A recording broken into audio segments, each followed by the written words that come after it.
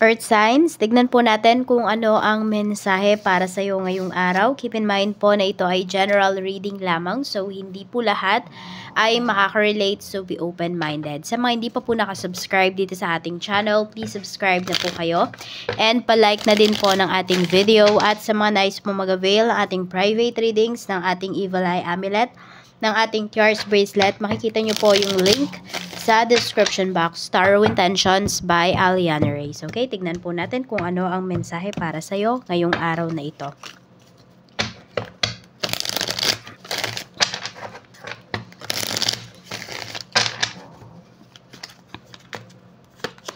We have Wheel of Fortune. We have the Empress. And we have 5 of Wands. Okay, so kung nagda-drive po kayo, Earth signs, huwag masyadong mainit ang ulo ngayong araw na to habang nagda-drive. Yung iba po sa inyo kasi ayan, pwedeng may road rage akong nakikita dito. Kaya kalma lang po kayo. Umiwas hanggang makakaiwas. Tingnan natin ano pa yung mensahe.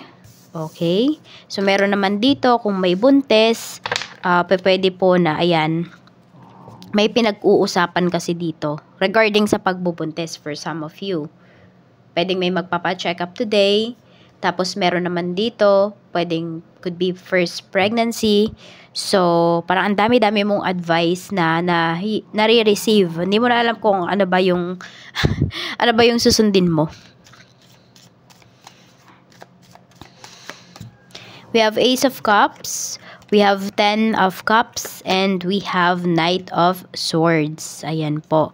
So, meron naman dito, pwedeng sumweldo, nakakuha ng pera, commission, ano man po ito, is magse-celebrate. Ayan. Sobrang maligaya yung taong to. Alam mo yung sobrang saya ng puso niya. Hindi ko alam kung first salary niya po. Basta parang ititreat niya po kayo. Ayan. Pwedeng ikaw din to. Baka ikaw yung magtitreat sa family mo or sa person mo. Earth signs ngayon. Ayan, basta may good news po kayo na ibibigay or sasabihin sa kanila. Kasi may announcement na pinapakita po dito with this Knight of Swords. Parang nagmamadali. Ayun. So, ayun pala. Yung iba sa inyo, diba sabi ko mag-ingat kayo kung nagda-drive kayo. Kasi baka nagmamadali yung iba sa inyo kasi may aatenan kayo na something. Pwedeng family gatherings, tapos late kayo. So, siguro, tansyahin nyo po yung oras ninyo para hindi kayo nagmamadali, alis kayo ng mas maaga sa bahay. Ayan po. So, 'di ba, hangga't makakaiwas, umiwas po tayo sa mga ganyang sitwasyon. Tingnan natin ano pa yung mensahe para sa'yo.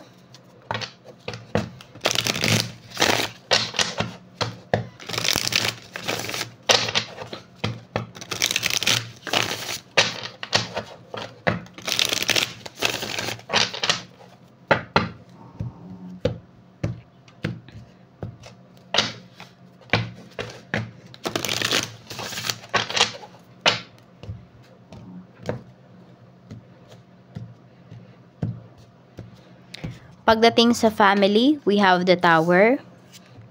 Meron tayo ditong 2 of Pentacles. Meron tayo ditong Page of Swords. Parang ang dami nyong naiisip na ideas pagdating sa bahay. It's either for some of you, pwedeng bago pa lang kayo ng asawa mo, ganyan. So, pwedeng nagbabalak yung iba sa inyo na magpagawa ng bahay.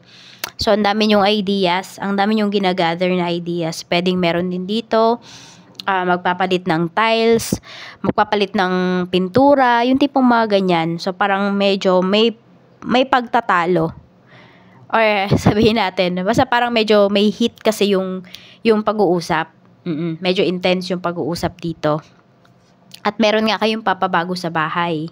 Ayan, meron din naman dito, kung hindi naman po ninyo sarili yung bahay, so pwedeng mangungupahan na po kayo sa ibang lugar. Ayan. So, aalis na yung iba sa inyo. Pwedeng tinitignan ninyo saan ba mas okay na lugar. Ayan. Yung iba kasi sa inyo, ano kayo parang risk taker po kayo. Earth signs. Parang kunwari, hindi okay dito sa lugar na to. Kaya mong umalis. Yung tipong ganon. Hindi ikaw yung tipo ng tao na, yes, meron din namang meron dito sentimental para sa inyo. Kunwari, yung lugar na to, mahalaga sa inyo, ganon. Pero meron kasi dito, pag wala na kayo nakikitang opportunity, aalis at aalis po kayo. Yung ganon, hindi kayo masyadong, siguro kaya hindi kayo masyadong attached sa mga, kunwari, mga kapitbahay ninyo, yung tipong ganon, hindi kayo masyadong nakikipagkaibigan kasi kayo yung tipo nga na ganon po. Ayaw nyo nang na-attach, ayaw ninyo na nagpapa-apekto sa ibang tao. Yan. So, ayan, merong lilipat dito, merong magpapabago na kung ano man na features ng bahay. Tignan natin ano pa pagdating sa friends. We have the moon. We have Queen of Swords. Ayan. Meron dito pinag-iisipan ng masama. Four of Cups. Okay, so parang merong hindi nakapagbalik ng something pagdating sa mga friends mo.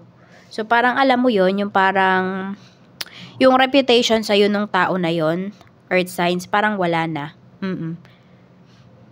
Kasi hindi niya nirespeto yung sinabi niya sa'yo.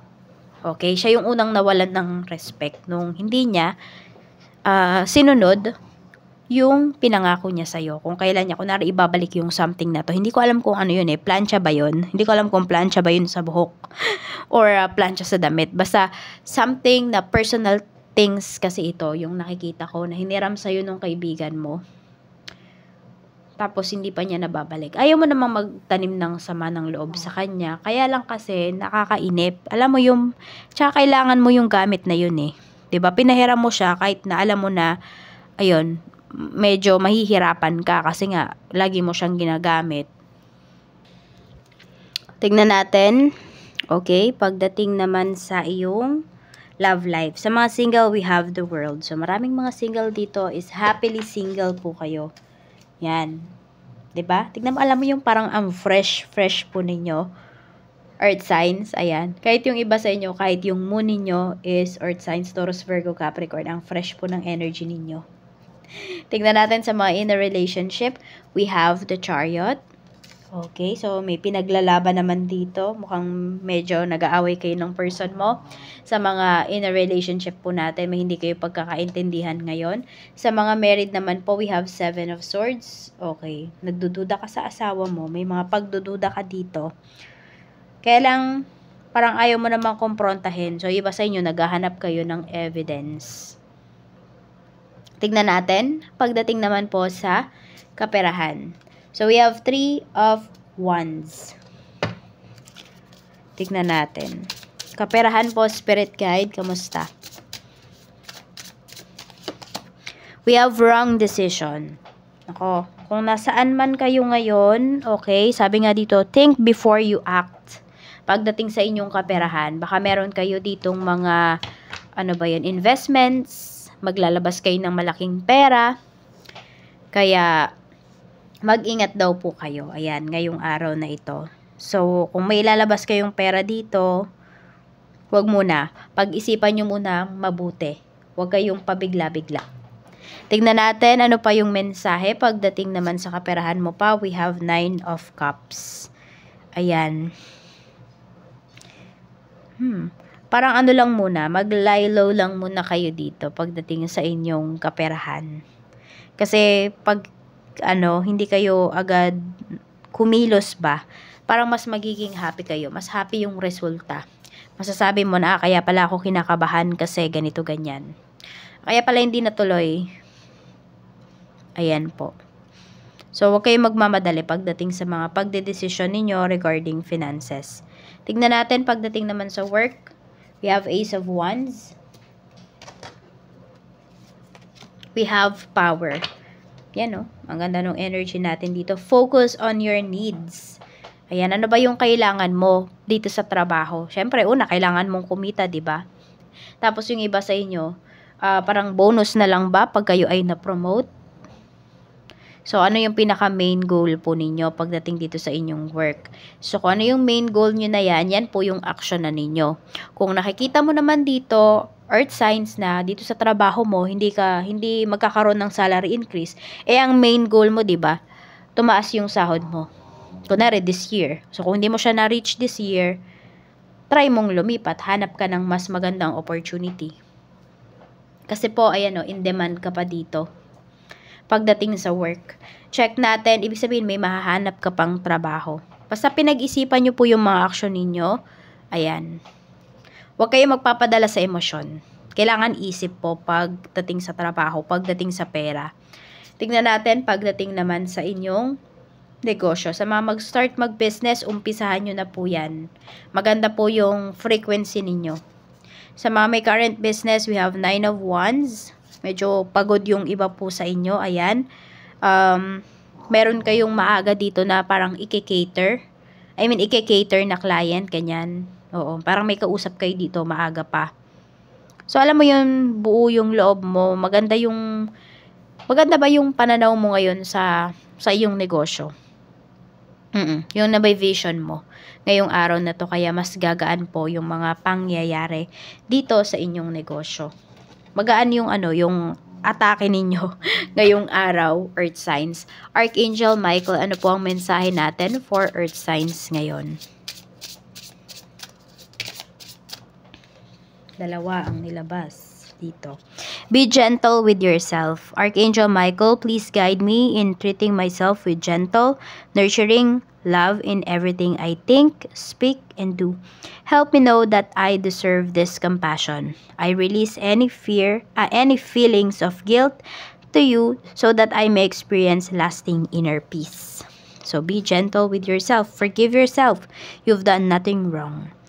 I ask that you help me let go of self-blame and forgive myself. Please guide me in releasing any toxic anger or fear toward others. Thank you, Archangel Michael, for allowing me to feel centered and at peace. More on peace, no? Kaya pahalagahan nyo yung peace of mind po ninyo. Kung may mga tao dito na alam nyo makakasira lang ng inyong peace of mind, naku, ikat nyo na yung mga ugnayan nyo sa mga taong yan. Kasi napakahalaga po ng peace of mind. Kahit gaano pa karami yung pera ninyo, kung wala kayong peace of mind, hindi nyo rin ma-enjoy yung pera nyo. Kasi lagi kayong may pangamba. Lagi kayong nag-overthink. So, ayan po. At ito naman yung inyong mga lucky numbers. So, we have number 13. We have number 1, 35, 47. Ano pa? We have number 10 and 29. Maraming salamat po. Mag-iingat kayo always and more blessings to come.